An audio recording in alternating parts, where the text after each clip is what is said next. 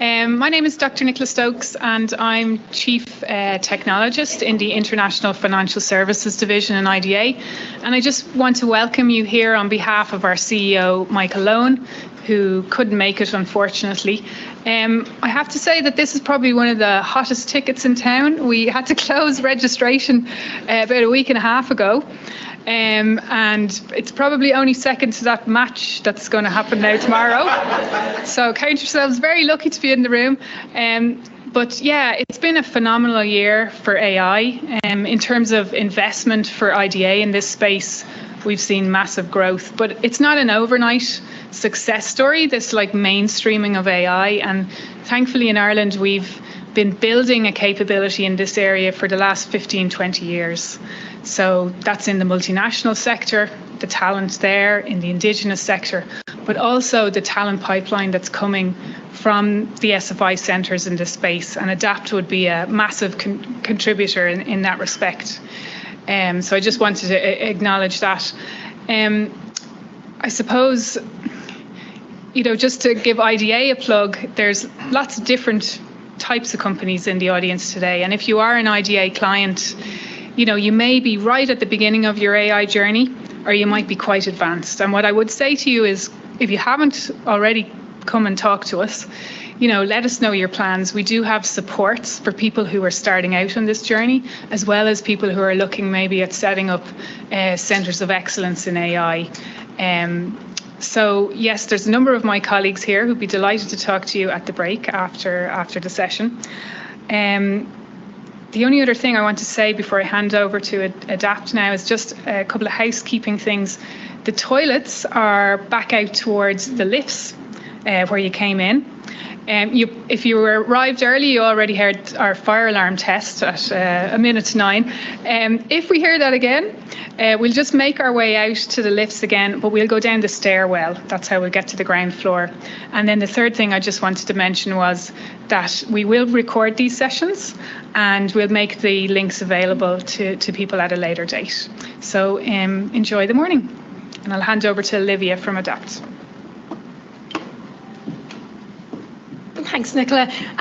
You're all very welcome. My name is Olivia Waters. I am the Head of Impact and Growth Strategy at the ADAPT Centre, and we're really delighted that you all came today for this event.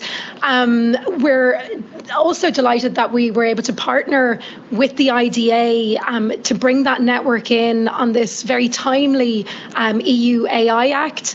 And we have a number of speakers that are going to bring you through various elements of it that are going to help industry interpret the Act and how that can be put into practice.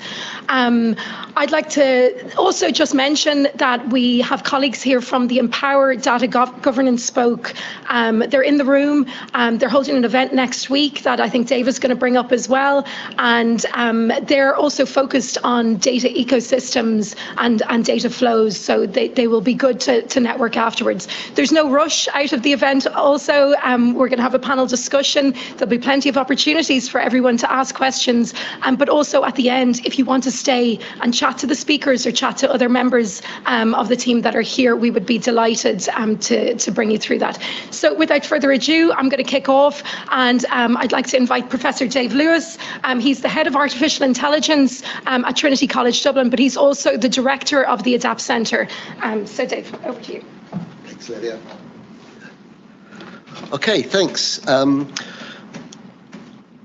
Okay, so just a quick flag of what I'm going to talk to you a little bit, just to give a very brief sort of intro to the AI Act. You may have seen some of this before. It's sort of material that's been sort of floating around from the European Commission for a while, but then also bring out, you know, where some of the unknowns are, where some of the tricky issues that lie ahead of us are.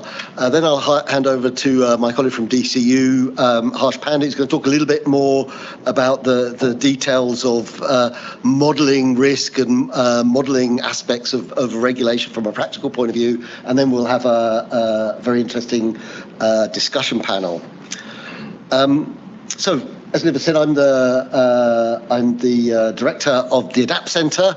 ADAPT Centre is one of the SFI-funded research centres. There's a number of them across Ireland. We focus on AI-driven digital content technology. So we've had a background in natural language, processing, very strong international reputations in areas such as machine translation. But we've been sort of expanding that over the years to sort of address some of the challenges that are coming as AI has a bigger and bigger impact on society, and especially the way we interact with it through our digital media is probably one of the places where it impacts on everybody's lives in the largest way. So we're a distributed research centre, 8 institutes across Ireland, 80 plus faculty, number of researchers, 300 odd postdocs and PhDs working on a wide range of projects.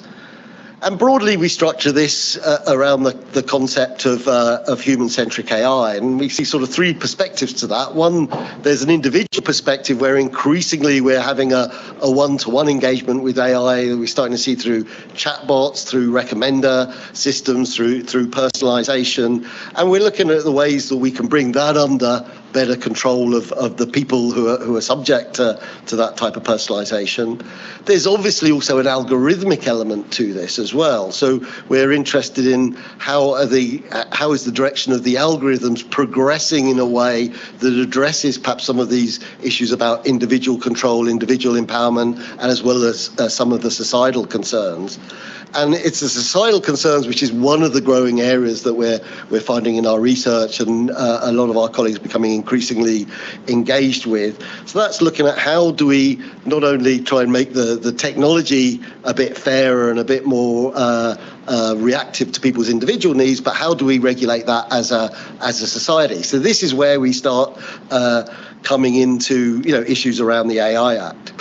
We do our research, a lot of it is PhDs, postdocs, academics on various projects. We do a lot of EU projects, but one of the things we take a lot of pride in is that we're doing a lot of our research in collaboration with our industry partners. So we have co-funding arrangements, as all the SFI centres do, where we can engage with companies. Without going through a lot of detail, there's all of the big names you would see some way or another we've engaged with either currently or over the years in a wide range of different types of projects. So it's just a flag to say we're very open to that sort of collaboration. We're not working in an ivory tower. Really, our research is very much focused on how do we turn the rules and regulations into practical aspects of the AI Act. So we'll go into the AI Act then specifically in a bit more detail. So you may have heard a little bit about it already. It's been on the books and discussed in the European Parliament, with the European Commission, with the governments of Europe, and it's currently probably getting towards the end of its, if you like, regulatory cycle. We're in a situation that's called trilogue, which is where the governments, the Commission and the European Parliament have all done their drafts, and they sort of go behind closed doors and try and thrash out a compromise. So if that goes smoothly, perhaps by the end of the year, we might have a final text. But we do know, so there's a lot of caveats in terms of exactly what's going to be in the final text. So there's a little bit of wait and see. But there's a number of things we know are core to the design of this legislation. So it's part of what's known as the new legislative framework, which is the European-wide sort of product health and safety harmonisation framework that's in Europe. So whenever you get, if you look on the bottom of your, phone or your computer, you'll see that CE mark, okay? So this is a certification mark that's given to products that says they have been evaluated and certified to be safe to sell across the European market. So they can be certified in one country and then they're safe to be used across the market. So that's a well-established framework that exists in Europe in a lot of areas. It's new, really, bringing that to software and specifically to AI. So this is what the AI Act is doing: is bringing AI into the remit of this. And what it also does is says, that is really focused on health and safety of products, but it also expands the scope to cover protection of fundamental rights, which is a really big deal, which we probably don't have a very good idea of how that's going to work yet, but bear with me, we'll talk a little bit more about that. So on the one hand, it's a product health and safety regulation. It's around smoothing the movement of products and services within the European single market, but it's also expanding to do this protection of fundamental rights. The mechanism, which is the same mechanism that's in current health and safety regulation, is risk-based, okay?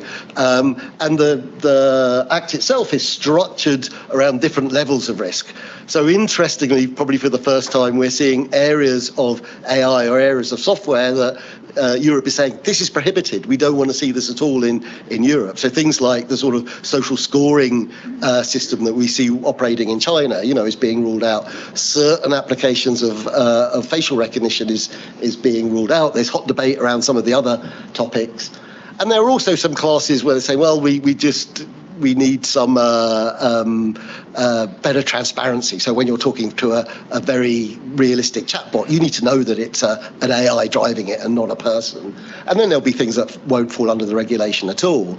But the interesting one, and I think the thing that most companies are interested in, is do you fall into this area of what's called high risk, which means then you are subject to most of the provisions of the Act in terms of considering risk assessment. So in terms of how that works, so there's a set of stages that are laid out. And again, these would be the same if you're working in medical devices, areas like that. You'd be very accustomed to this. So you first have to determine if you're in the high risk categories. Okay, so that's, I'll talk a little bit about how that's defined at the moment. If you are in one of those high risk categories, that means you have to develop your products and services before bringing them into the market using a quality management system that will be subject to certifications. That means you have to undertake things like risk management, data quality assurance, certain amount of traceability and transparency and auditability, looking at issues around security and human oversight. So there's a bunch of sort of technical requirements, and if you're already working in a regulated area, you'd be quite used to this, okay? So you need to adopt that as part of your practice as an organisation bringing things onto the market. You then will either have to get a third-party certification, or currently in most cases it will be a self-certification that you put out there. And with all of that paperwork done, you can affix a CE mark to your product and put it out onto the market or put it into service. So this quality management system for companies that will be subject to the Act is where all the action happens. So then going back to that question of how do you know whether you're in a high risk area? So what the Act does is it defines importantly in some annexes of the Act, two categorizations of what counts as a high risk area. So one are areas that are already subject to harmonized regulation. So there's a big list you probably can't see, things like machinery, toys, lifts, explosive gases, etc. So next time we come to IDA in a few years and AI is driving the lift up here, that should be sort of tested and regulated as well as the mechanics of it. And already, I've listed out here, these are the bodies that already exist within Ireland to regulate in these different areas. So these are harmonised legislation. They're listed in one of the annexes of the AI Act, and already we sort of know that there's going to be bodies in Ireland that are probably going to have to pick up some of the responsibility of assessing the AI aspects of those products. So probably one of the ones that will probably be at the forefront there is medical devices, okay, which is already a big area of regulation in Ireland. So that's one categorization. So that will already be companies who are used to dealing with regulation, with management systems, doing risk management, and they're going to have to deal with that with AI in the mix as well. But there's another annex in the Act that specifies new areas that probably aren't subject to that sort of health and safety regulation that are going to be regarded as high risk. And again, there's a lot of discussion about, well, what makes them high risk and what doesn't. And there is, there's arguments around that. I think an important point here is these are in annexes, so these can be changed. So we may find there's something we currently regard as high risk, but as we learn more about it, we realise actually, facial recognition, we can manage that quite well. So we perhaps don't need to regulate it so well. And there may be new areas that pop up in here that we haven't come across yet. So these are, these categorisations of high risk areas may change over time. They can be changed through what's known as a delegated act, which means the Commission has more leeway to change that without going right back and rewriting the whole act. So I think one of the things, for companies that are already working under sort of harmonised sort of health safety regulations, some of this will be very familiar to them. I think the thing that will be new is the extension of scope from health and safety to fundamental rights. And the fundamental rights, so you talk about it's three little words. It's very innocuous in the Act that it adds that in there, but it has a huge implication in terms of scope. So fundamental rights refers to the European Charter of Fundamental Rights, so all 54 of them are potentially covered.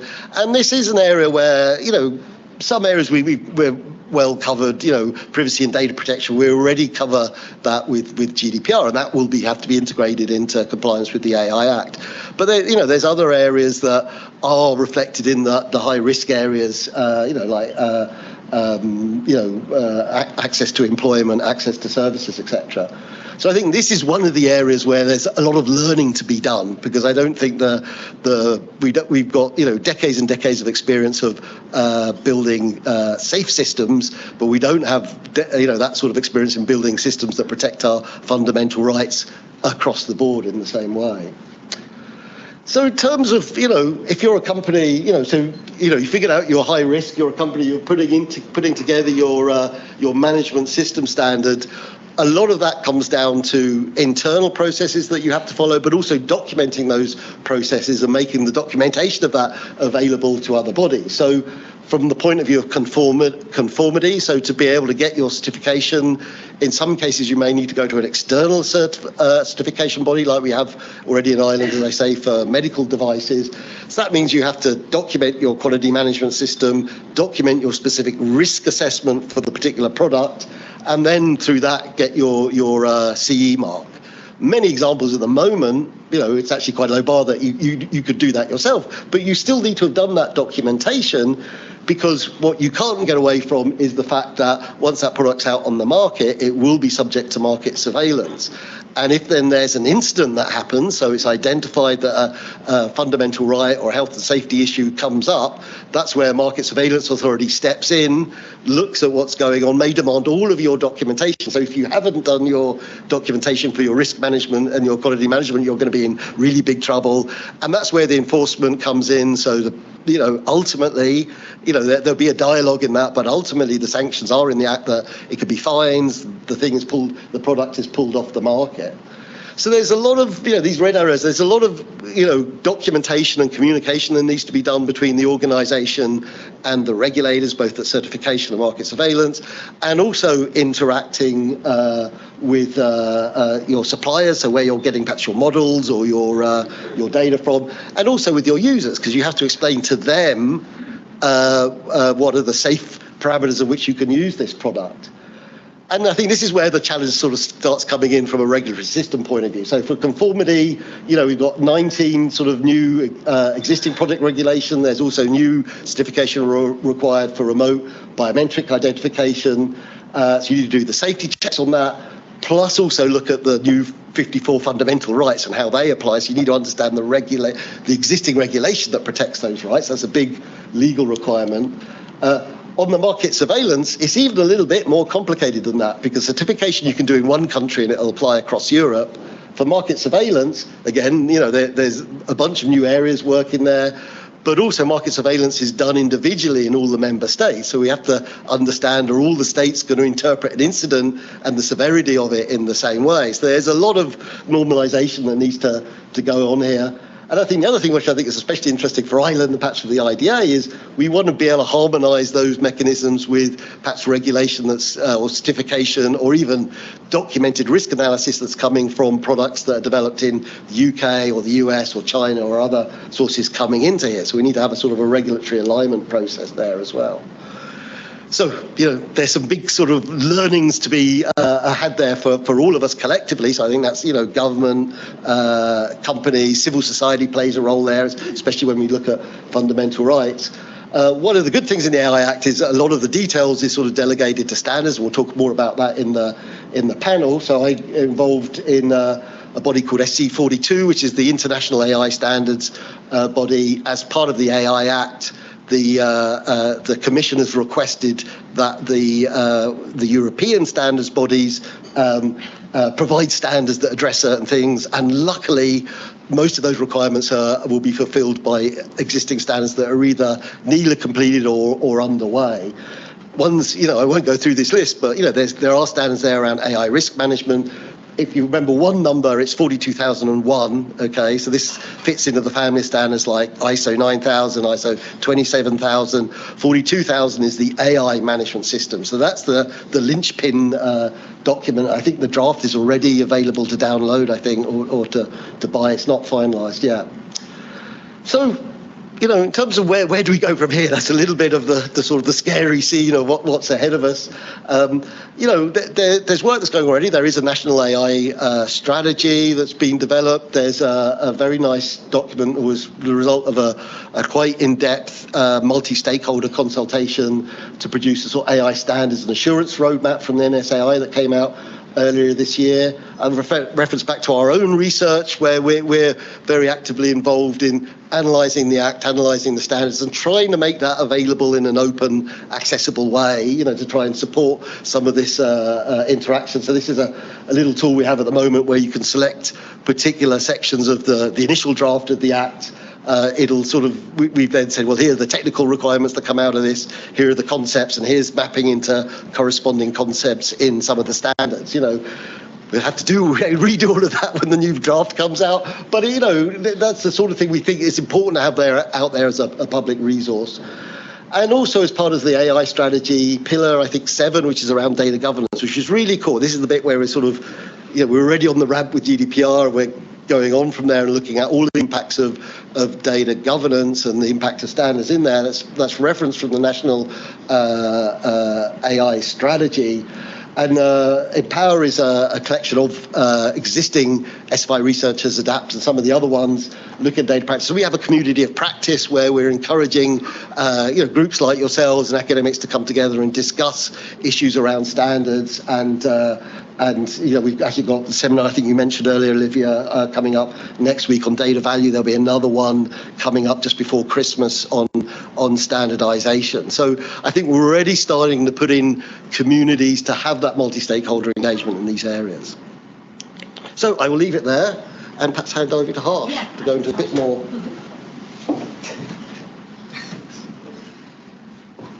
Thanks, Dave. So, hi, I'm Harsh. I'm an assistant professor at DCU, and I basically work on making sense of what Dave wants and putting it into actual work. So a lot of stuff that I'll be talking about is, okay, now that you understand, how regulations kind of work, what do we need to do about it? So my focus is going to be on 2 things, GDPR, which we have, and the AI Act, which we're going to get. So to show you how difficult this is kind of the snapshot of what regulations we know are coming in. Okay, all of these are expected to play together. All of these are expected to work together. So any industry who has a digital presence, which most industries will do these days, will need to pay attention to one or more of these. So it's getting more and more complicated to figure out what exactly is the regulation and how do I put it into my digital or software products. So we already know from GDPR that it's not easy to do this. It takes a lot of time, has a lot of gaps in interpretation, requires a lot of money sometimes, and we don't have enough expertise. So all of these are challenges that we know. So how do we address this? Well, we say what can save time. I mean, that's the whole promise of AI, isn't it? To save time. But then knowledge, scope, consistency, this is where software and automation and machinery really excel. So taking lessons from what we know about GDPR, what we at ADAPT do is say, okay, how do we use technology to help with regulatory compliance? So there's a principle in open data and in science called FAIR. So if you make your data findable, accessible, interoperable, and reusable, anyone else can come and make more use of that data, and that makes the data more valuable. It increases its quality, it increases its value because more people are using it, more people are producing it. So can we do the same with legal compliance? It's a bit more complicated because you have all these regulations, but then you also have existing authorities which have different views. Sometimes you say, okay, this is copyright, even if it's not personal data. So the amount of headaches that we need to face in daily life is kind of, very complicated. But then this is exactly what software and technology is all about. How do we make sense of stuff? How do we reduce the amount of complications that we humans have to do? So why not use AI to also help with regulatory compliance? So that's kind of the promise of it. And we are seeing increasing standards for how to represent information in a machine-readable way. So they've showed the software snapshot that we have for the AI Act. All of that is built on open standards. So you express the law as code or code as law, so that when you're building systems, they're compliant by design. So for GDPR, we basically took a view on what does GDPR want, and it's kind of these basic concepts. What data are you using? What are you using it for? What are you doing with it? Are you just collecting it or storing it? Are you sharing it? Under what legal basis? So what is the justification? Do you need consent? Do you need a contract? And basically, what rights do you need to give people or make sure that they exist? The AI Act largely follows the same structure, but with a different set of models. So we already know from this that we can use technologies for GDPR. So the new challenge is, how do we extend this to AI Act? So to give you an example, this is a privacy policy, and there are some concepts within it that we know are, well, boring to read. But the point is that we know that AI is great at pulling this information out. Okay, so when you want to say how does the AI Act work, what kind of documentation it wants, it's not people going to write everything. So if you're designing an AI system, if you're procuring an AI system, we can actually have this ready to go in a machine-readable, automated way. So that's kind of the research challenge that we address at ADAPT. How do we make it easy for people to develop AI while being compliant? How do we make it easy for people to benefit from AI, and then also discover what will be the negative consequences if they use this? So it basically comes down to identifying what are the risks associated with AI. So we know that, okay, AI is mostly going to involve personal data, either at the development stage or at the use stage, because people will be using it, they will be having accounts. You will have a lot of headache to manage. So what kind of risks can come up with this is basically based on what the AI Act is going to be, what the GDPR is going to be, what the Digital Services Acts are going to be. But then rather than looking at this as 5 different regulations, we can see that, okay, why not just do one risk assessment for all regulations? So you can pick and choose, okay, I have an AI system which is using personal data, and the system knows, okay, that your GDPR is required, AI Act is required. So you don't need to do your risk assessments again and again. So the process of management becomes much more smoother because the technology or the data knows that, okay, if you're doing something, we can help you across a bunch of different regulations. So all of this stuff at the bottom is basically what we work at in ADAPT. How do we automate this risk assessment? How do we help you discover what risks apply regardless of what you're doing, and then correlate those risks with what the regulatory requirements are?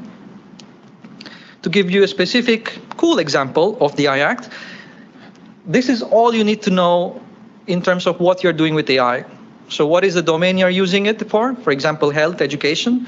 What is the purpose of the AI system? So why are you using it for? What capabilities or technologies or applications you're using, such as image recognition, facial recognition? And what's the user of the system? So who's going to be operating the system? Or if there's no user, then who's, it's a fully automated system. Finally, who is going to be the subject? Is it just pedestrians? Is it an immigrant? Is it public authorities? So with just these 5 concepts, you kind of know whether it's high risk or not, or what is your risk level.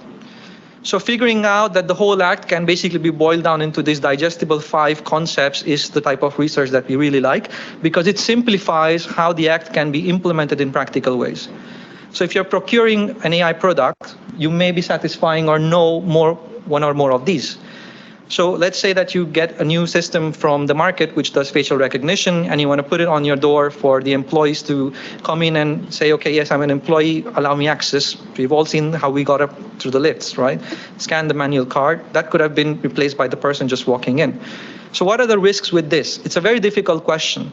But when you put it in this form, you can basically give people a form, just fill in the information that you know, and for the rest of the information, it automatically figures out what is the risk level based on the AI Act. So all of this is possible because you break down the Act into digestible chunks, you find common patterns. So here's all of the stuff from Annex 3, and you have different requirements, you have different concepts. If you're a public authority, you have different concepts. If you are a health authority, you have different concepts. If you are in education.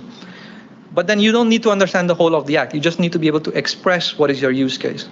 So to give you an example, if the law enforcement authority decides to use AI, this is the only thing that they need to worry about. So all of this is high risk. If you're using it to, for example, determine if somebody is committing criminal offenses.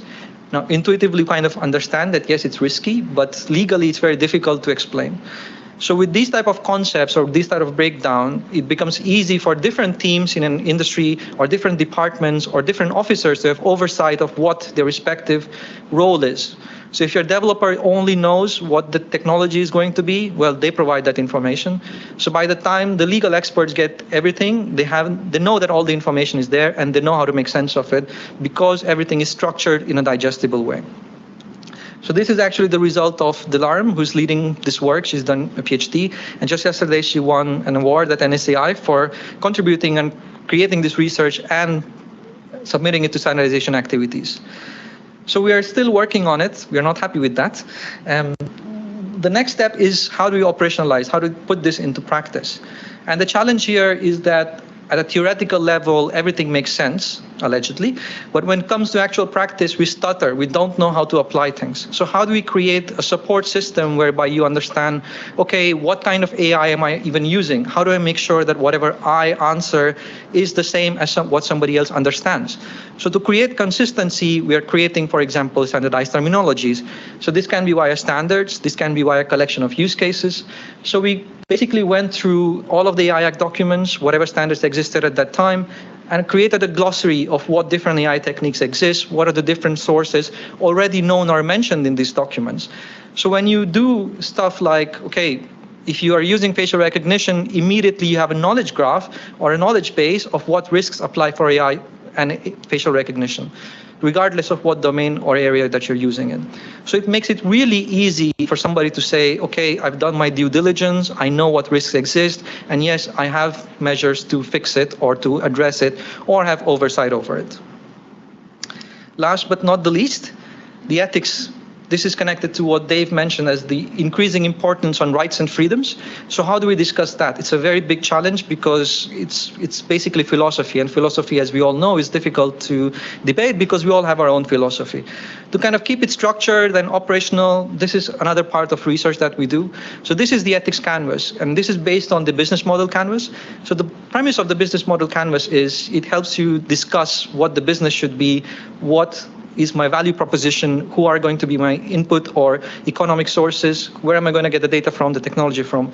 So if we invert the business concept to ethics, it's pretty much the same argument. So this helps, for example, a team to get into a meeting room and discuss what are we developing, what individuals will be affected. So it helps create the sense that, okay, we have done an assessment of what ethical issues may arise from our work. And then you can go back and implement it or figure out how does this connect to the law. So that's kind of a snapshot of the stuff we do at ADAPT, and we will chat more in the networking section, and I'll hand it over to Olivia. Thank you.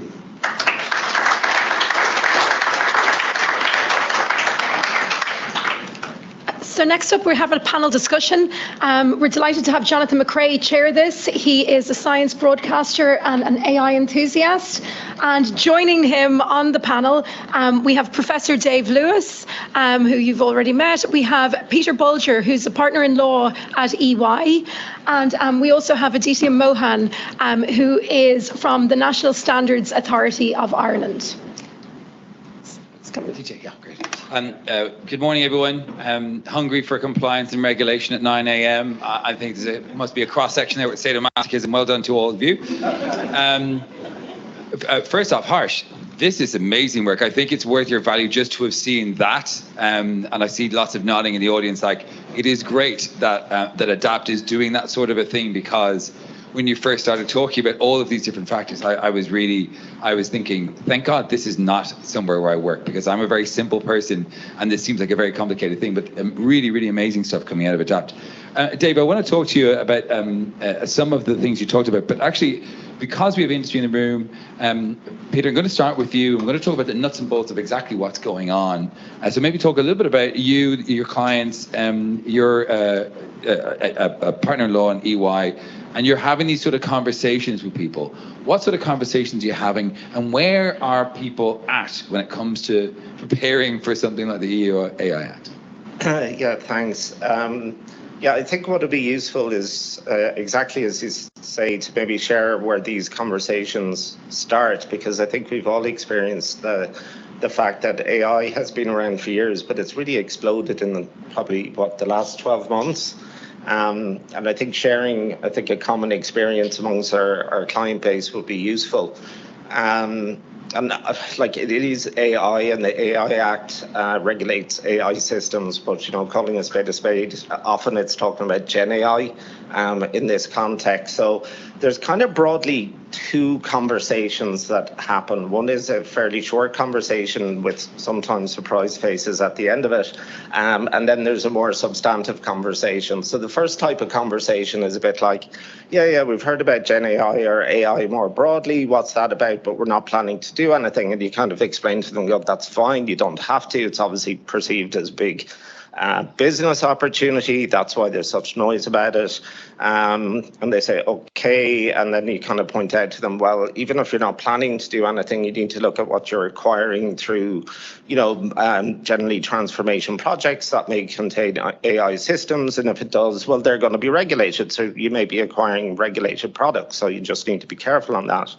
The other thing that comes up, and this comes up either at board level or it comes up if you're dealing recently at an event with independent non-exec directors, it's a bit like, yeah, you might be planning to do it, but your staff or your personnel may just now be using ChatGPT or something equivalent. So are you controlling that? Are you looking at what's happening?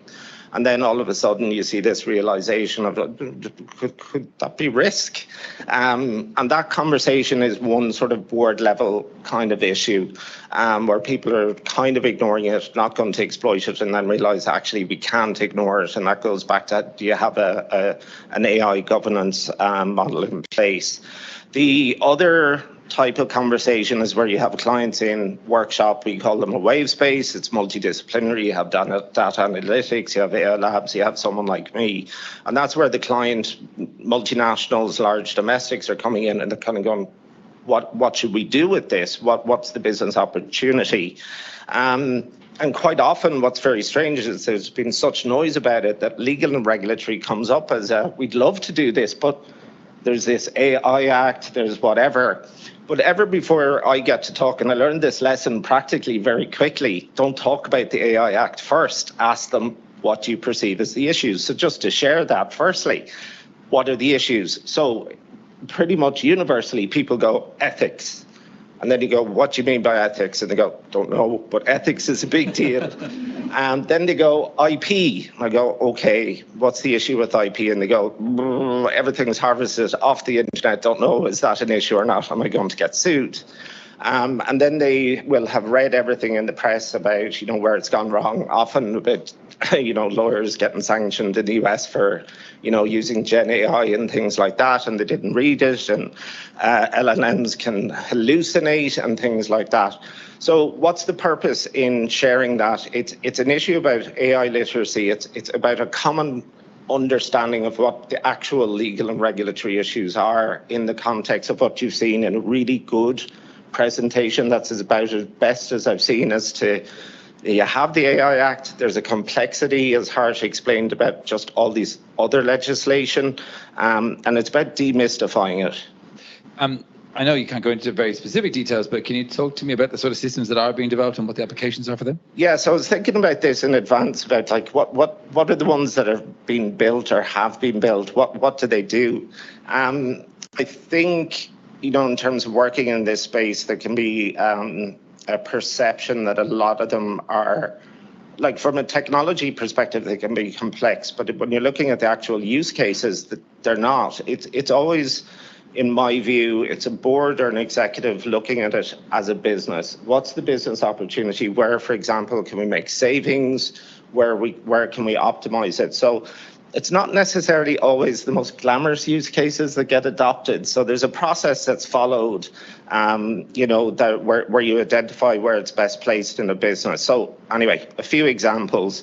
Let's take a very large international bank would have implemented it in the context of knowledge management. So that's where they've put in basically natural language interrogation in place. That would have been done not only for the employee experience, but also from a client experience. It's been done as well over ERP systems. Speaking from my own experience, an ERP system can be really difficult to use. If you overlay, in particular, Gen AI as a use case, you can just ask it questions, get your answers. It saves so much time. It's about efficiency. And there's interesting questions that come out of that. There's one. What I think the toughest question that I've seen asked of executives, and it's amazing how difficult difficult it is for them to answer. If you were to create 5, 10, 15% efficiency in your organization, what do you do with it? There's some obvious answers and then there's less obvious answers. But just one to mention that's live in the US, which probably won't go live in the EU, is one that creates products. So they're using it for their new product development. Not sure for other non-AI Act reasons will that come here, but that would have intellectual property issues and other related issues which are always there lurking in the background. That's to give you, there's loads of other ones, but that's to just give you a flavour. There's another demo, it's not live, that I like. If you want to come back to it, I'll explain that, but that's only out of my own interest. All right, okay. Yeah, I like a little bit of suspense. That's always good. So Dave, I guess, this AI Act is coming. It has had to change midway through because of generative AI.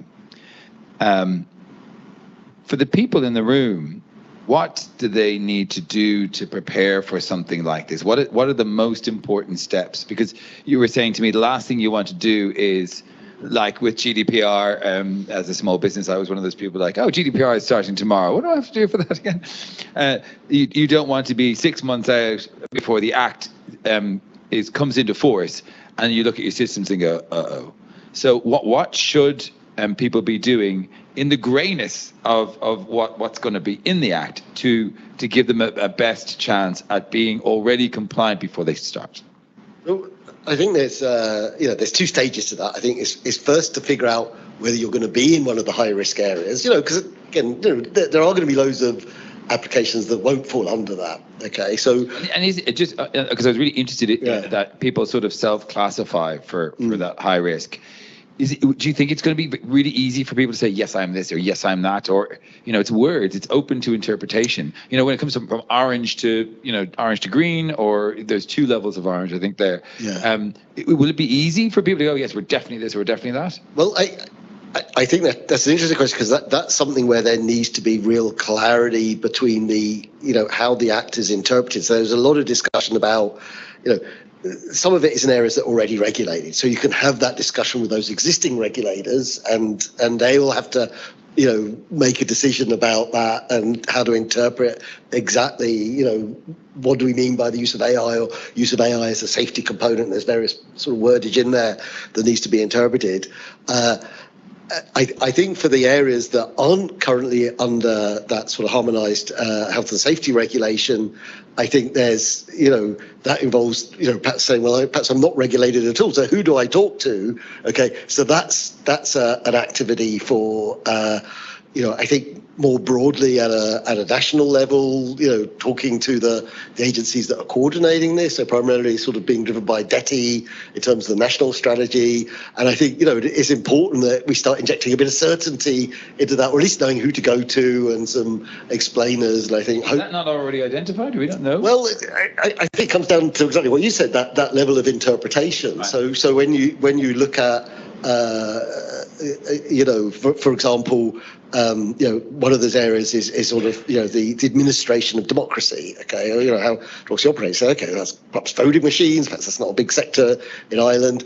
But, does targeted advertising that's political advertising fall under that? It's not quite clear yet. And that's also subject to other regulation as well, So, actually finding out the place in government who will be making this decision is really important. And government needs to be, figuring out themselves now. They're starting to talk amongst themselves about that. So I think that's the one side, is talking to who are the parts of government that are in your area, whether it's lightly regulated or heavily regulated at the moment.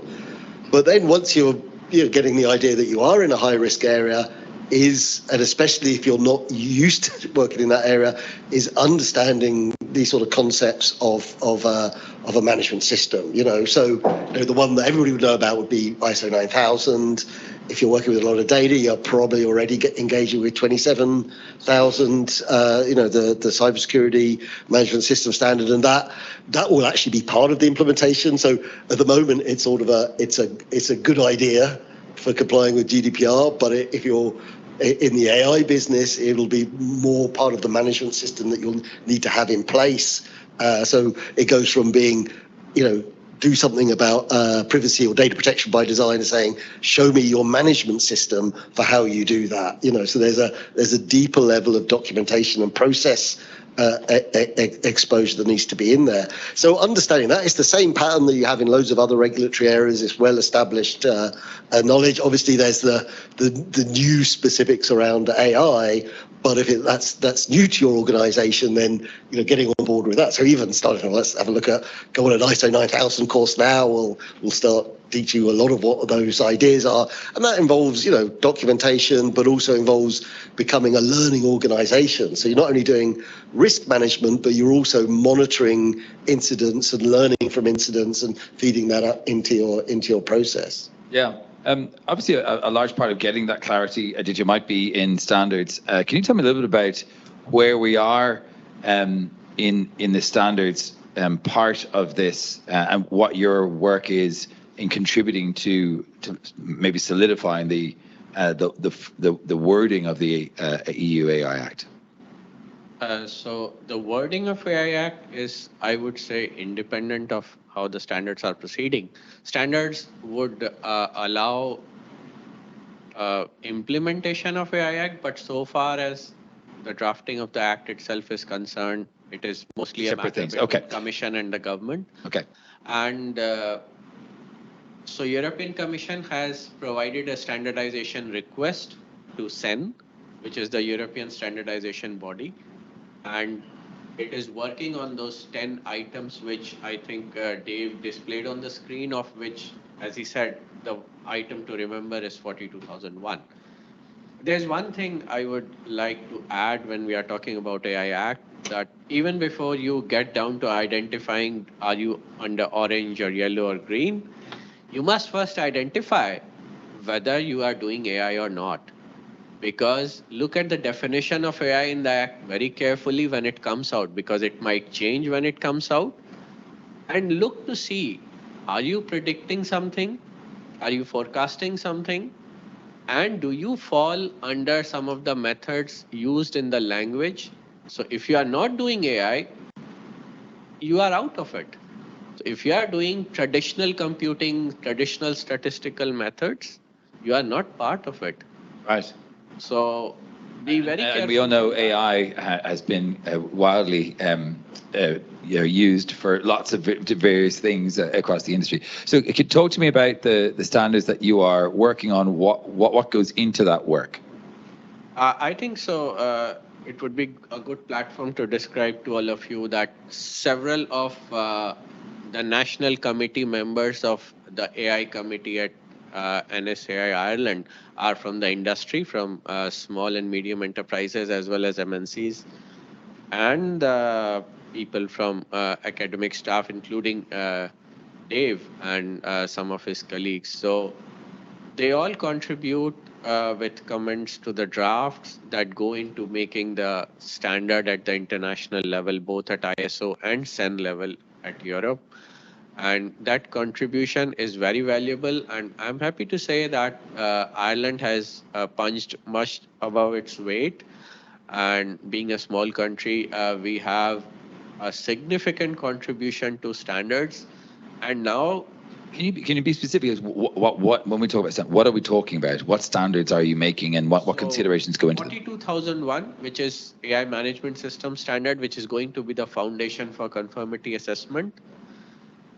The project editor is from the Irish National Committee, and that itself gives us a lot of leverage in defining how that standard is. Obviously, it is written with consensus from all member states, but that gives us a very good understanding of where things will be when the draft becomes a publication. So we are way ahead in understanding what will be in the standard, how it will become applicable to the AI Act, what else will be needed. For example, 23894, which was highlighted at the bottom of the slide for risk assessment. So those kind of things where we have heavily contributed, that will be helpful when we are going to work for conformity assessment, and we become a notified body and industry approaches us for conformity assessment when the AI Act comes into force.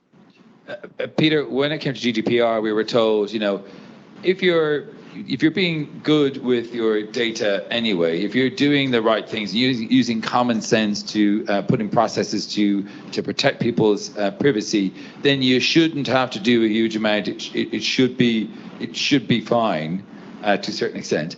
Is that sort of what we might see with AI? I mean, if you're already really careful with your data, how it's shared, how it's stored, and so on, and you're thinking about those things, do you think the AI Act will have a huge amount to add on to that? I know it is not data privacy, of course, but do you think if you are already operating in that space, that there isn't going to be an enormous workload put on by the AI Act from what you get? Yeah, look, I think that's a really good point, because whatever your use case for the application of AI, it generally starts with the data, and in practice, it's the quality of the data. An aspect of the quality of the data is your already existing compliance with GDPR, if that includes personal data.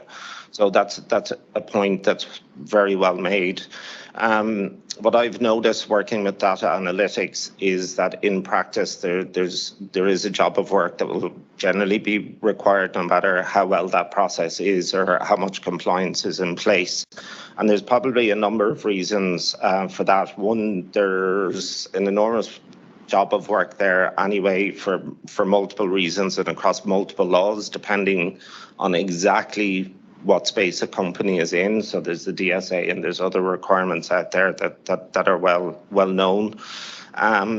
But also companies that are well informed and are sort of towards the clever end will be looking at different sources of data as to, okay, how can we maximize this use case? And that will also inform that decision. So it mightn't always be data that's on their systems. They'll be looking at other ways of doing it, and there's access to other data that's freeing up now, and also through initiatives that kick in from 2025. Again, that's sector specific. The other point, it goes back to everything in a manner of speaking of what's already been said, but it deserves sort of, saying it again, which is the fact that GDPR, with which we're, I think at this point, familiar with, if not sick of. I don't say that as a lawyer, it's really good for us. And hopefully the AI Act as well. The AI Act kind of looks at data differently. So the requirements that you might be familiar with, we're meeting with GDPR, sort of, do you have your consents? Do you have another lawful basis for using the personal data? The requirements of the AI Act are kind of different. It's about how you use the data. It's how you use it. It's the outcomes of how you've used it. So it's a different focus, and you do kind of have to get that across to organizations that it's a different focus now, and it's a bit like, could the outcomes be biased? And it's not against a particular data subject in a GDPR sense, so that there is a different focus. But ultimately, the point you made in your question is accurate, but there's a little layer of complexity there, even if you have the perfect data set. Yeah, from the presentation, Steve, I got the sense that there's a self-certification for a lot of this, except when we get to high risk. And the first question I have is, if you find yourself in high risk, then you need to get certified. You need to submit your management processes and so on to make sure that you don't have bad outcomes. This, considering how widespread AI is, there's going to be a lot of that activity, a lot of people looking for certification. Isn't it a lot of work to assess and green stamp these things? And will we likely see some sort of bottleneck as certification bodies are trying to deal with the amount of traffic they're going to see? I mean, if you're in this room, do you want to get your stuff ready to go? So as soon as that certification is open, you want to get it in, because otherwise you might be waiting a year to get your product certified. Yeah, I mean, I think it's a really good point, and there's a general concern I think that we have around the regulation of AI is that do we have enough, bodies in government with the right level of expertise? Because I think already we're watching Senate hearings in America that they didn't have there. Yeah, and it's something we discuss at the university level. That if when we're educating lawyers and doctors, there's paths where they go into private practice or they go into public service. We don't really have that sort of duality of paths in computer science. Everybody goes and works for the company. So that's a potential blocker. I mean, certificate. So a lot of it will actually be self-certification. I mean, in one sense. And should the public be okay with that? Well, I think that comes into this sort of issue of. Does the system overall work? Because I think if you haven't got a very good way of assessing a risk, in one sense, certifiers probably won't want to take on the responsibility saying, yes, that's definitely okay, or that's definitely not okay, because perhaps we don't know. And I say, it's interesting when you sort of go and look at the sort of the parallel regulations. There'll be regulations for railway equipment, and you go down the sort of, so there's an ISO standard or a CEN standard for, the safety of railway coupling. So, okay, we've got, probably a couple of 100 years of experience and doing railway coupling. Whereas, what we learned last year about AI is already, timed out. So my gut feeling is some of that self-certification is essentially saying, look, we're all going to have to work together on this. I mean, you are already seeing that there's a new market emerging in people specializing in AI auditing, so trying to bring those skills into the company, and that will be a growth sector. That's a really interesting question for Ireland, whether we want to be a hub for that in Europe. That certainly happened with GDPR, so that's something we can we can pick up on. That needs, again, coordination, I think, between sort of government and government industry, if you like, the regulatory services industry, law firms, etc., and actually civil society, because the tricky places are in areas of fundamental rights where often the expertise are sort of privacy protection activists, or perhaps refugee groups or trade unions. They often are the people who sort of thought most about how to protect fundamental rights, and suddenly their expertise is needed in this area of sort of technology regulation.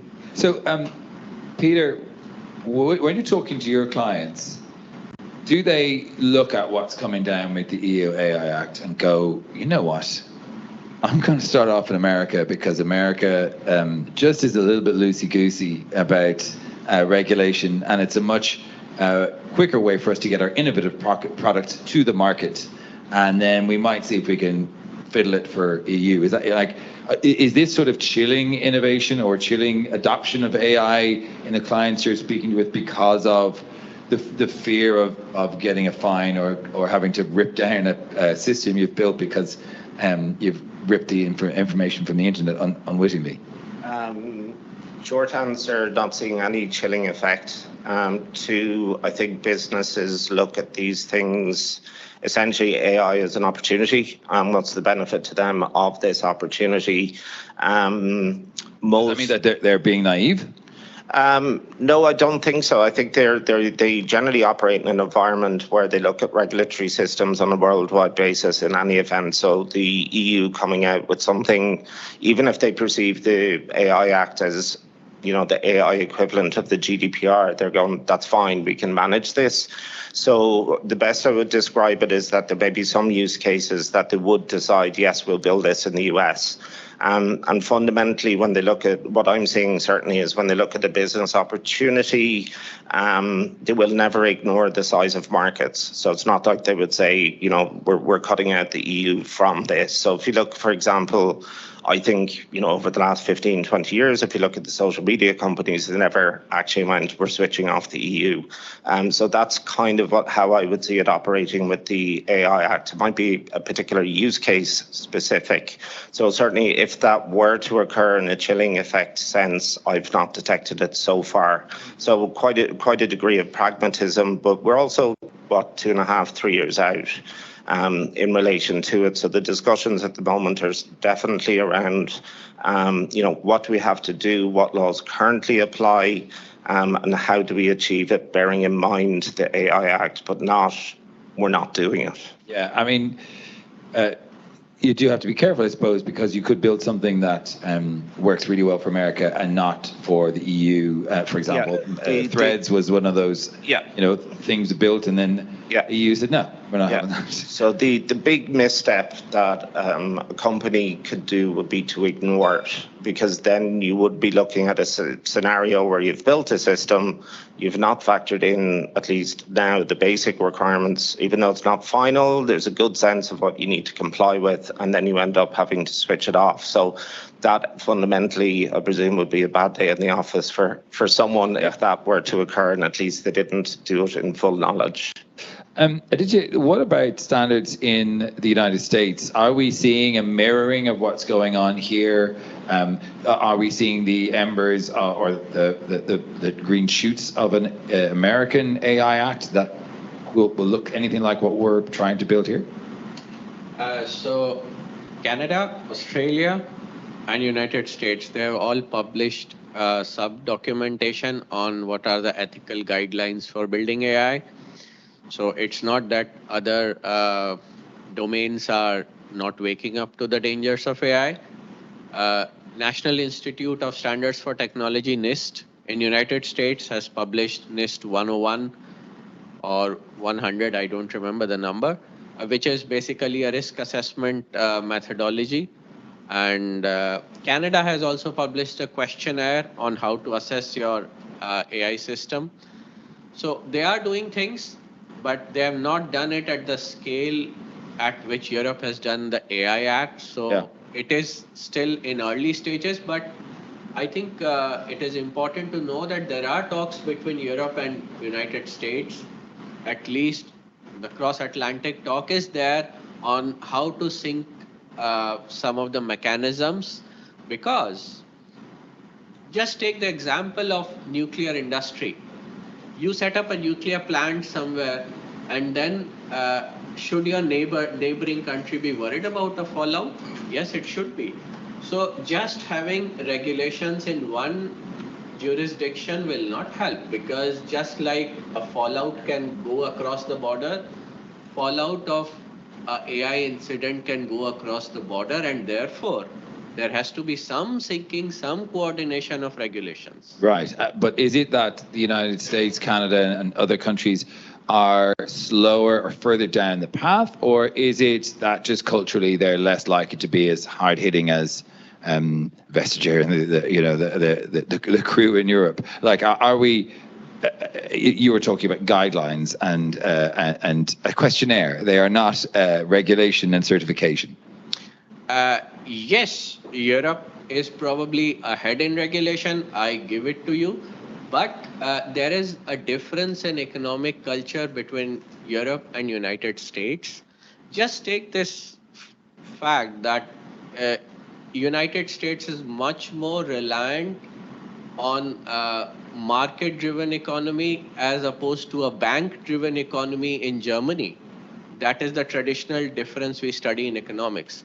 So the behavior in the two countries as far as industry is concerned is very different. So the governments have to accordingly act. So they can't regulate the same way that Europe is doing. And I think same for Asia. They will behave in a slightly different way, come out at a slightly different time, And they might even be doing a wait and watch to see how Europe AI Act pans out and then do something. Yeah. And I would like to add one thing to your previous question to Dave is that while there is a shortage of skills and those skills necessary for AI are all being attracted by the market, some of the skills required to audit will be similar to what has happened in 9001 and 27001. So basics of auditing and applying a management system standards will stay the same. Yes, AI perspective is needed, and I think Europe is thinking about it. So there is a European AI board to be set up, or it might be in the process of being set up. Then there will be supervisory authorities in each member state, and their job, full-time job, will be to ensure that there are skills with member states to enforce the act, to monitor, do the surveillance, and take action. So I think all those things are in the plan. Dave, did you want to add to that? Yeah, I mean, just in terms of the differences, I think it's important to remember as well, you know, the standards that we're referring to are international standards. They are developed actually with experts from the US and Canada. And then there's so most of the technical detail will be globally acceptable. And then at the European level, there might be a little bit of tightening up saying, well, we'll turn that, you know, you should do that to you must do that, or, you know, there may be a bit of tightening or a little bit more specificity. But I think the healthy thing about having a lot of technical detail and standards is it is in the same language. So even the work that's gone on in NIST, you know, the fundamental concepts are very similar. You know, there's some differences, but, you know, somebody could look at that and they could look at the ISO risk standard, which will be the European one, and say, oh yeah, you know, there's a lot there. There's, you know, nitty-gritty details that are different, but not sort of fundamental philosophical differences. So there is a thing there. I think the other thing, I mean, I mentioned that before. I think that's also that mapping, okay, as a function, something that we do in the standards community, you know, mapping between, you know, what's needed in Europe, what's needed internationally. That's also something that I think could be a faculty to develop in Ireland, because we're well placed with a lot of those companies that need to do that importing all over there, you know, who say, well, you know, is that a business function that we want to have in Ireland as opposed to, you know, one of our other European competitors? I'm going to open to the floor in 1 second, so please raise your hand and we'll get to you. It's shouty because we've taken all the microphones for the panel. So just raise your hand, please, if you have a question, and I'll get to you. But I wanted to ask a question, Aditya, about your time at IBM.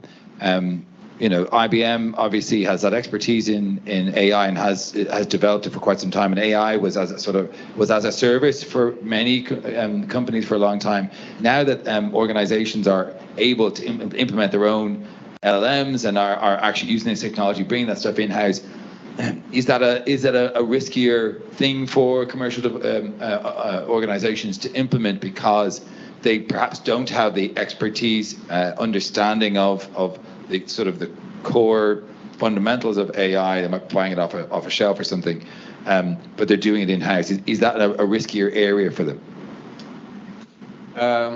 I think the amount of computing power and the amount of data that is needed to train a good AI model makes it slightly favorable for a very large enterprise to do things. So that way, the balance of power shifts there. But then it is convenient also because you can use their service on a cloud. You just use their API, pay per call, and build something or do something. On the flip side, you don't exactly know what was used to build that model, but because of AI Act, you will be responsible because you will be the deployer of that service. Users will know you. They will not know who is operating the cloud service. Yeah. Okay, question from the floor, over here.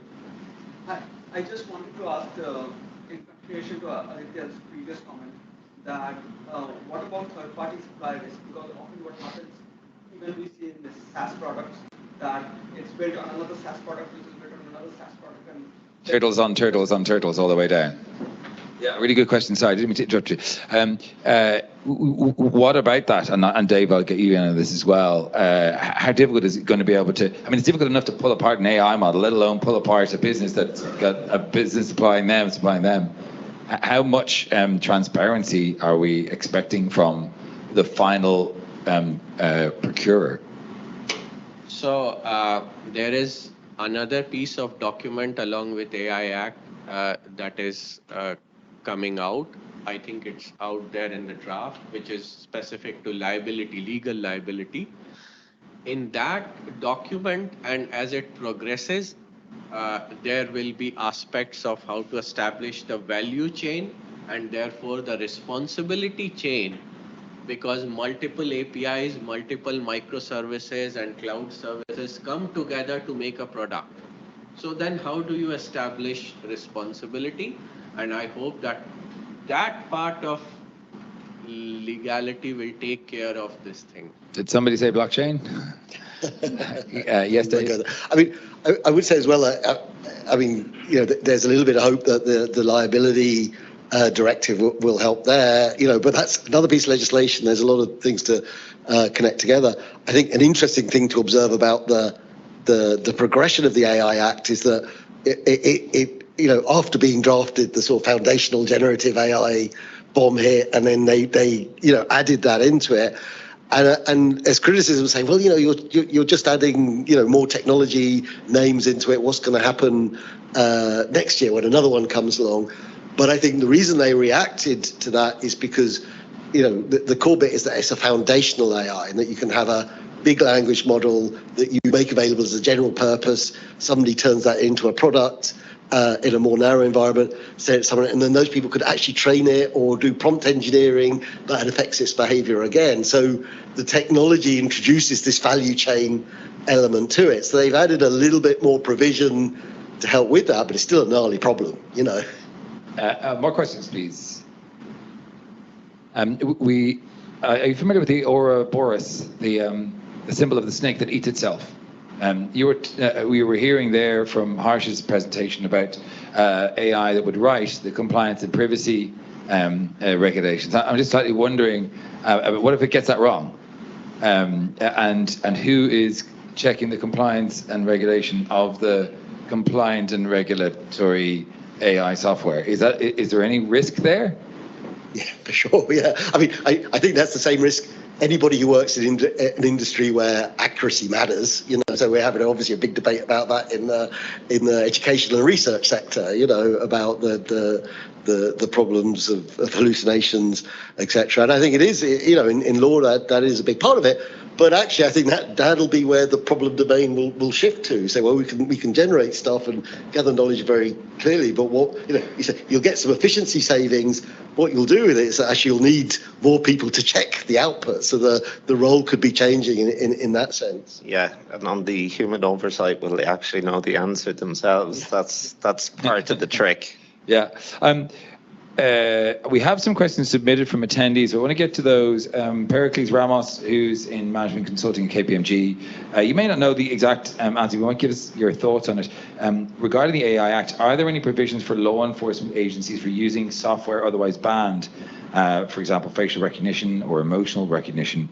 And does that relate with the judicial process? You know, it's like a warrant for a suspect. And can any AI results be used as evidence in a trial? Maybe, Peter, would you, as a lawyer, would you pitch in on that?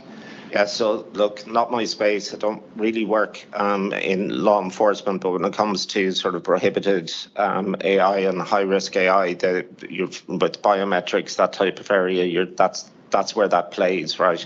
It's been contentious in the development and negotiation of the AI Act, and I think at this point there's only one member state that will be generally in favour of the use of it. My understanding is that's France. So that's become kind of generally restricted. In terms of how it may work out on the judicial side, with those types of things, look, generally it will be a bit slow in the uptake as to how that will work or how it will be accepted as evidence. To the extent it is permitted. So if it's not prohibited by Article 5, if it's not, and it is permitted otherwise, and the procedures are followed under high risk. It's about how that's done. The space I am in is law enforcement and cooperation with the private sector. And that's kind of about fraud detection. It could be in financial services, it could be in banking, it could be child trafficking, whatever it is. It's basically crunching transactions to see if you can spot what's going on. So that's a really good example. In fraud detection, if you're using AI to create fraud detection, is based on models that could be biased. Is there a chance that a judge might strike that out? Yeah. So I think this is we probably have to walk before we can run. So the technology can absolutely be applied in that space. I think there's an eagerness to do so, but we probably have to look at the current law now to see what is permitted in terms of data sharing, because it is about potentially the commission or alleged commission of an offence. So we're probably a bit behind. Other countries have definitely gone forward. The likes of Estonia and things like that have very advanced systems. So from a particularly Irish perspective, we're probably a bit behind the curve on that. Okay, we have another question from Adrian Whelan, who's from Brown Brothers Harriman. He says he works in international finance, funds and banking sector. How specifically will the EU AI Act impact financial services in terms of operations and compliance? Dave, do you want to take a stab at that? I'll give you the other two questions. You can maybe just give it. Does the Central Bank of Ireland have the skills and competencies to oversee the use of complexities inherent in AI models? We can say, oh, that's the easy one. No, not yet, right? And then, are there enough experts across the industries to properly oversee proliferation of AI? As it's going to be an accountable human expected to be involved in use. So we sort of did cover that.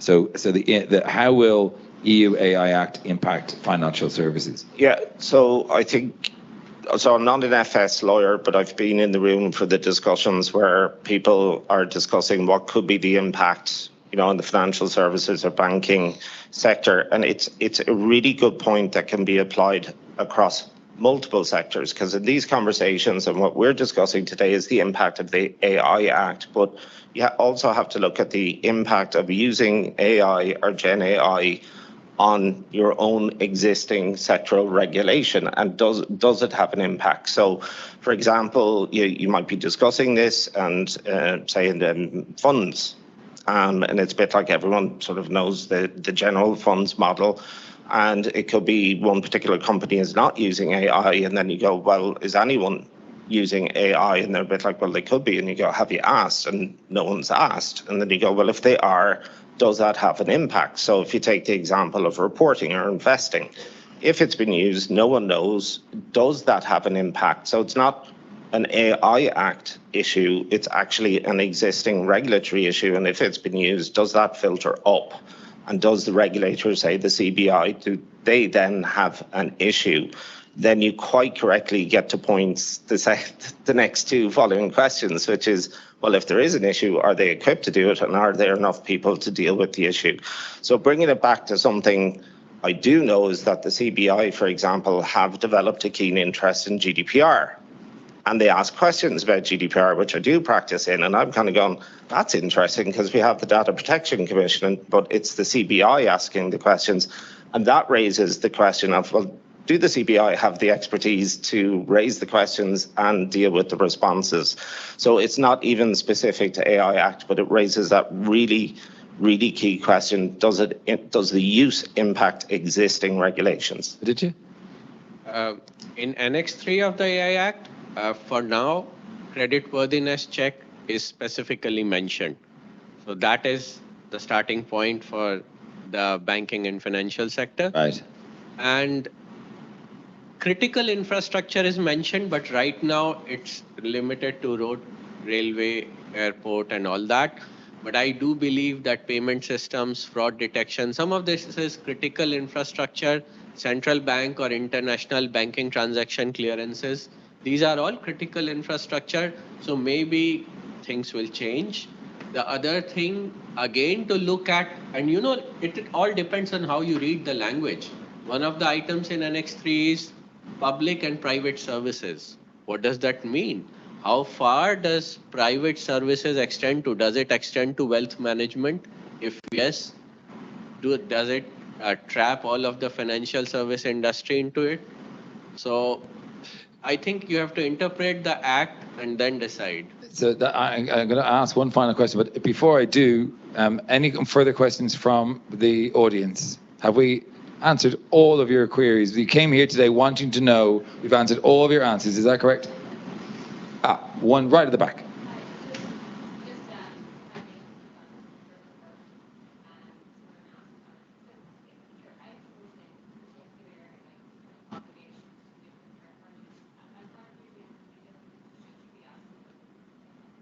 Yeah, so Dave and Peter, yeah. Should you be asking about a third-party supply, any supplier who's using AI, should you be asking that question? I mean, I think the obligation, if you're the body providing the service, that falls on you, okay? So yeah, it's in your interest to make sure that you're doing those checks with your suppliers. There may be an interaction with the liability directive, but as it stands under the AI Act by itself at the moment, you're taking that responsibility. So it makes sense that you're checking your suppliers. It's your responsibility to do that, and it won't be an excuse if you didn't ask them. I think exactly what you said. If you haven't asked them and it turns out they were, that's your problem. You didn't ask them. Yeah, and the short answer is that those clauses are going into contracts now, and you'd have a procedure for, like, whether AI is included now or if it is included in the future, that you're notified appropriately. The trick, going back to the point made earlier, is the definition of AI that goes in the contract and whether you link it to legislation or not. So yeah. So the last question, which I suppose is a little disheartening to finish on, but the last question is, how on earth are they going to write an AI Act for 3 years' time when I'm getting emails from marketing companies saying ChatGPT is dead, the next thing is whatever? I mean, as we said at the top of this, ChatGPT and Gen AI came in as the AI Act was being written. They had to rewrite it. How on earth are companies going to know what that act is going to be like and whether or not it's going to be relevant to use in 3 years' time? And is a part of that actually using AI to monitor and update the Act language, potentially? Yeah, well, so I mean, I think the point we were making earlier is, one of the things that AI Act, as with other sort of health safety regulation, brings in, it means you have to sort of work with the management system. So essentially you have to be a learning organisation, okay? So you're doing your best to reduce risks, but you also learn when you get that assessment wrong. And I think you could expand that, say, well, actually the market, which is what we're trying to support, the European market, has to become a learning market, because it is changing really quickly. So we can't sort of just do a legislation and say, okay, it's all fixed now. We're going to have to learn as we go along. And I think, choices they make, like putting some of the high risk categorization in annexes, they can be updated, the way the standards work, I think, allow that to happen. But it also requires, clear multi-stakeholder communication between the companies and the government. So there's mechanisms like regulatory sandboxes, which are really potentially helpful for doing that learning in a safe way. If you immediately go to think, well, we know how to regulate it and we're in a adversarial situation, that's going to get us nowhere. We need to learn from each other as we go along. Doesn't it mean like fines and compliance and strict regulation of this is probably very unlikely in the early stages, because this is such a sort of fluid thing? I mean, you can't say you didn't follow the Act when the Act isn't very clear and it's changing all the time. There's lots of consultation going on. I mean, that uncertainty, is that not a worry for, this is my last question, so you and Dave. I mean, I think the uncertainty is the problem. In one sense, if you're very clear on how to regulate it, everybody's happy. We know what to do. It's the fact that there's a lot to be learned that makes it expensive for everybody, like the regulators and the regulated organisations. Peter? Yeah, it could, is the short answer, because the area is moving so fast. I think if you, I suppose, stand back and look at it, it's probably not an excuse, given the nature of the subject matter, to just not regulate. Yeah. Reputationally, we haven't talked at all about reputation. Yeah. But obviously, reputationally, this is a huge concern. Actually, it's an oversight on my part. But AI, forget about the regulation and compliance. Actually, making a big mistake here could be very damaging. Yeah. So I think if you're 2 years or 2.5 years ago when this journey started, and the fact that Gen AI only got drafted into the AI Act in February of this year, it was otherwise silent about it, would just tell you how fast moving it is. Yeah, it is a risk, but some regulation is needed, and it's too important not to. So I'd move on with it. Yeah. Final thoughts, did you? Yeah, I think there has to be a learning European Commission. They also have to understand that it is for the first time they are dealing with a technology that is moving very fast, so they have to change. And the fact that some of the things they deem low risk may change to medium risk, or some of the things they deem high risk may become routine. Because what is AI in very simple terms is something that amazes you today, but will become routine computing tomorrow. So you have to change. Yeah. What's the definition of AI, Dave? Or technology, something that you'll know? It's an awful way to wrap up a panel, by the way. If you're ever doing a panel, don't say, what's that thing? Any technology, not something magic. Especially in the stands group, we have the scars on our backs from those discussions of defining AI. Yeah. Avoid those discussions. That spending half an hour on a phone call at 11 p.m. on where does the apostrophe go in this. That's what's involved there. So. Well, look, what we've learned is there's lots for you to do, but it's not very clear what you have to do, but make sure you do it. So I hope that's been really useful for you this morning. Thank you so much for coming. Thank you to our panel, and I'll hand back over to Olivia.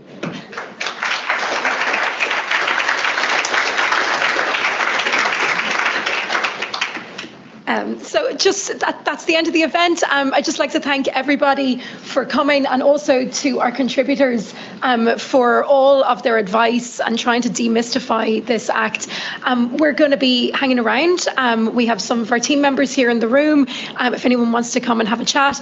And also next week you'll get a brochure around the EU AI Act from us, containing some of the relevant research and thoughts on the area, leading expertise in that space. So I'll email that to you all next week. So thank you all very much.